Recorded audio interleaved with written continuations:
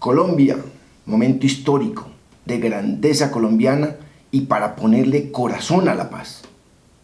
Primero, agradezco a Dios por la sabiduría que nos otorgó para buscar una Colombia más justa y más humana, en paz.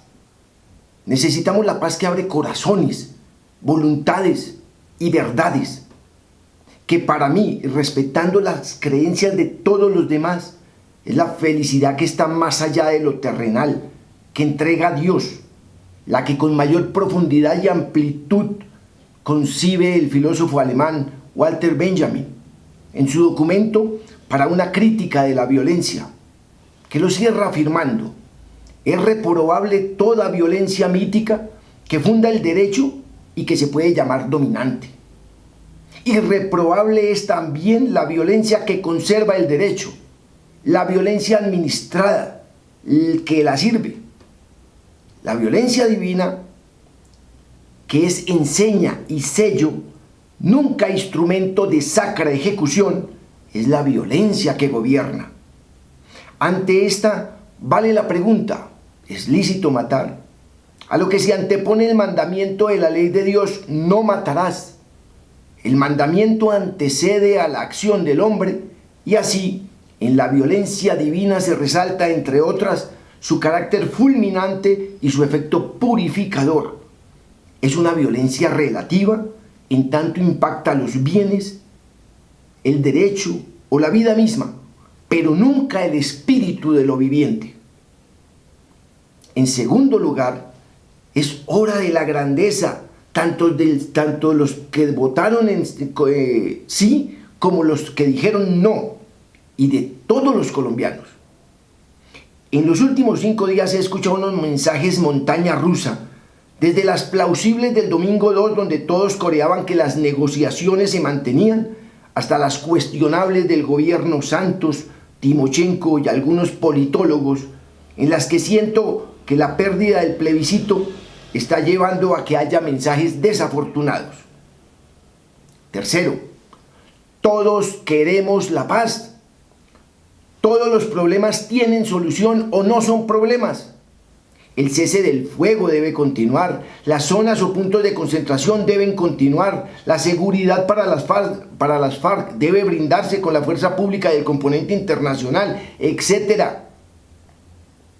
Mi desasosiego y mi voto no radicó en que los acuerdos son una miríada de necesidades y de necesitados, una bomba social, que el gobierno estaba en una carrera contra el tiempo por acabar, que percibí falta de responsabilidad del gobierno y de las FARC con el pueblo colombiano, pues la buscada paz era una mezcla de intereses: Santos por un Nobel, las FARC por el poder, muchos políticos por la feria de los contratos que se vienen o se venían, y realmente ninguno estaba interesado por el bienestar del pueblo, esencia de los acuerdos.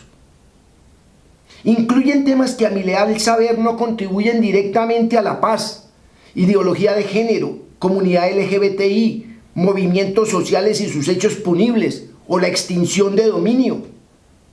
Mi lectura es que lo hicieron para ganar adeptos a los intereses de las FARC y en su momento para ganar votantes al plebiscito. ¿Constituyente o no? ¿Acto legislativo o facultades extraordinarias al presidente? ¿Cuál de todas? Estaban jugando a varias bandas. Igual, para mí, hacer constituyente o no hacerla no va a cambiar en nada. Ya tuvimos la mejor, la más elogiada, la sin par de Latinoamérica, y 25 años después no solucionamos los problemas sociales. No hay un Congreso transparente, tampoco un sistema judicial respetable y respetado, ni un ejecutivo que nos represente. Los índices de Gini se han mantenido en 0.538 y nadie cree en los indicadores del DANE. Realmente hay que abrir corazones y poner a funcionar las instituciones. Estas son buenas. Las dañan los apellidos, los cargos, los amiguismos. Hay que crear la ética social y la moral individual, porque ¿cómo creerle a quien está al frente mío? En últimas, no es ético que los señores de las FARC motiven un acuerdo con la filosofía de esperar que la corrupción y la ineptitud e ineficacia de los gobiernos en 10 años los lleven a la conquista del poder. Esto quiere decir que, como muchos colombianos, yo estoy convencido que los acuerdos existentes son la base de la continuidad de las negociaciones, y estas serían mis recomendaciones. Una de mis críticas era haber desconocido al ELN, y así no podíamos hablar de acuerdos de paz, y menos después del paro armado. Con un acuerdo tan social, ¿qué más se puede pedir? Todo el país debe pedirles y exigirles, así sea con una manifestación, a los del ELN, que nos digan con base en los acuerdos entre el gobierno y la FARC, en qué están de acuerdo, en qué no están de acuerdo, qué se debe incluir, qué se debe excluir, para todos cambiar en la misma dirección. Por eso para mí es un momento histórico, porque se deben llamar todos los actores armados y no armados que crean violencia, inclusive quienes han desangrado el erario público.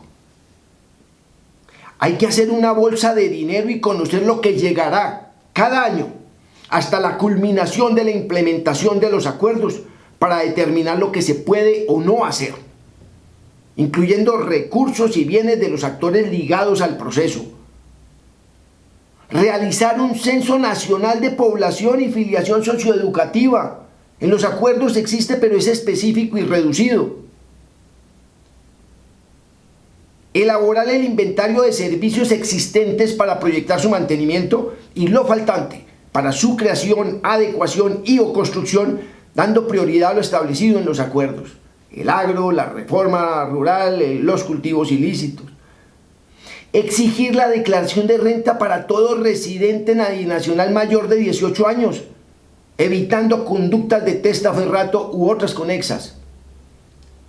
Desarrollar e implementar un sistema nacional de información robusto, capaz de contener toda la información relativa a Colombia y a sus colombianos, que sirva, entre otras, para tener allí toda la información de las instituciones del Estado y del sector privado y de entidades con o sin ánimo de lucro, fundaciones, cooperativas, la misma iglesia.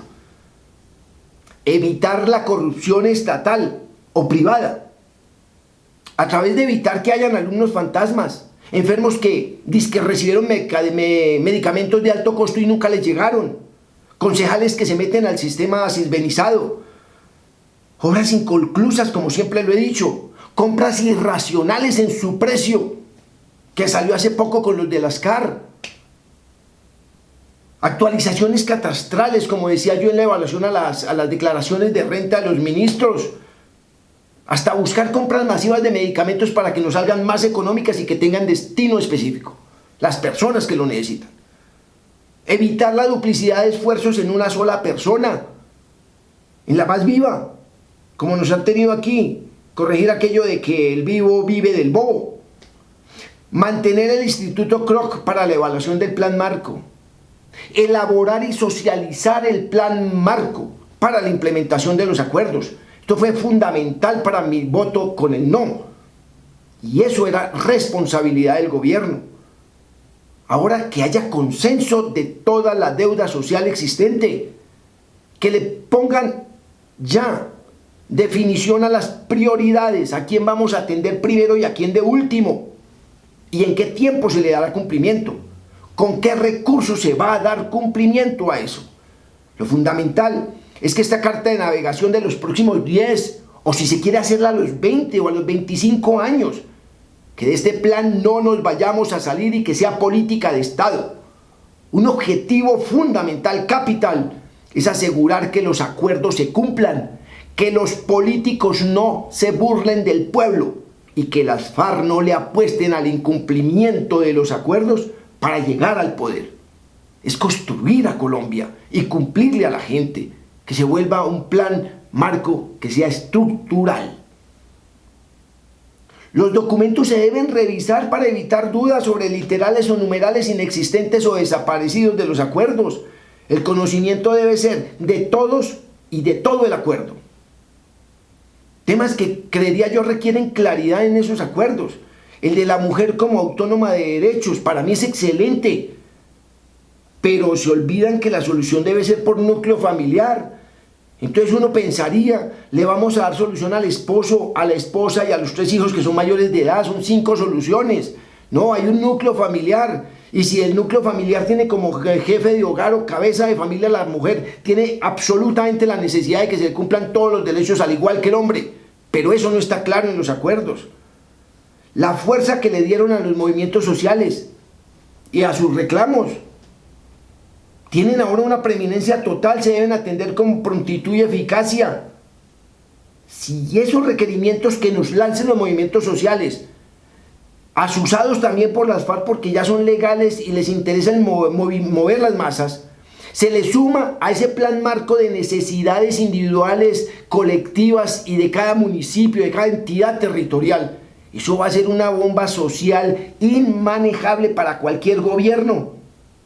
Luego tenemos que tener claro que de este plan marco, si llegan otras nuevas necesidades, debemos saber con qué las vamos a respaldar y hasta dónde. Pero eso debe ser claro del gobernante, de las FARC, de todo el país. Otro punto que se debe aclarar: ¿por qué a las armas, municiones y explosivos entregados por las FARC no les toman improntas y números seriales? Así como archivo balístico también. Por aquí empecé a considerar que no había interés en decir la verdad por parte de las FARC, sino ocultarla. Y no pido que se entreguen las armas al gobierno, sino que la Comisión Internacional haga este trabajo, pero los documentos sí le lleguen al gobierno colombiano. Porque eso es lo material que tenemos a la mano para ir sabiendo verdades. Ya que necesitamos que todos los que nos comprometamos con el acuerdo, todos los colombianos, digamos las verdades de nuestra vida frente a nuestra vida y a la sociedad. Igual en el tema de la cedulación, de la recolección de las cédulas falsas, adulteradas, todas esas que están moviéndose en los movimientos guerrilleros, para recogerlas, para mirar quién las hizo, de dónde sale tanta documentación ilegal. Otro aspecto, y siendo lego yo en la parte del derecho, que los procesos penales, disciplinarios y administrativos que hayan sido fallados en las instancias correspondientes no deberían ser reabiertos, porque generan congestión, temor de una jurisdicción inquisidora más bien y parcializada, y tendrá todo tipo de conflictos judiciales en tanto ya han sido cosa juzgada, y acaba con principios rectores penales tanto internacionales como de costumbre colombiana. Me parece que la JEP debe servir para procesos diligentes, con verdad, y que en últimas, si todos estamos sintonizados en la paz como centro de todo, nos interesaría que haya cárceles o no, haya bienes, reparación y apertura para entregar todo a la causa de la paz. En últimas es sinceridad, verdad, armas y no poner palos para conocer verdades. A la JEP también me parece que deben llegar todos aquellos que han tomado dinero del Estado para su propio beneficio de tercero y en detrimento de la comunidad. Ya lo he dicho, tomar dinero del Estado es tan grave como un delito de lesa humanidad por su carácter de daño social. Y recuperar esos dineros es muy importante para que ayuden a esa bolsa de implementación de los acuerdos, de esa bolsa financiera para implementar los acuerdos. Los plazos y los objetivos deben ser claros y consistentes a lo largo de todos los acuerdos. A veces hablamos de un grupo poblacional, después decimos de toda Colombia. Eso tiene que quedar claro en toda la redacción de los acuerdos. Es fundamental también definirse cuál es el nivel de vida, de calidad de vida para un colombiano viva en la zona rural o en la zona urbana. En los países europeos una persona se siente orgullosa de ser de su país, porque se sienten protegidos y seguros en lo social, en lo educativo, en lo recreacional, porque el gobierno se los da, se lo brinda y se esmera por hacerlo de la mejor manera a todos sus ciudadanos. Ese es el compromiso estatal. Si todos nos comprometemos con todos los recursos y con todas las voluntades y corazones de los colombianos, tendremos la paz más temprano que tarde. Y asimismo llegarán nuestros secuestrados y nuestros menores de edad y los perdones. Yo creo en Dios. Mi fe está puesta en Él. En Lucas 14, 28, 30 encontré: porque ¿quién de vosotros quiere edificar una torre, no se sienta primero a calcular los gastos y ver si tiene para acabarla? No sea que, habiendo puesto los cimientos y no pudiendo terminar, todos los que lo vean se pongan a burlarse de él, diciendo: este comenzó a edificar y no pudo terminar. Es hora de caminar a ese anhelo de paz para todos los colombianos en una tierra incluyente, justa y humana. Si quieres hacer la paz con tu enemigo, tienes que trabajar con él. Entonces se convierte en tu compañero. Nelson Mandela. Finalmente, todo esto que acabo de decir pasará de quimera a pesadilla. Si los funcionarios del gobierno, los congresistas, los periodistas y hasta los politólogos siguen enviando mensajes equivocados, de incertidumbre, de plazos torpes, como queriendo sangre como respuesta a la pérdida del plebiscito. Yo, en cambio, llamo a todos, inclusive a la comunidad internacional, a que se mantenga todo como quedó hasta antes del plebiscito. El diálogo es el único camino.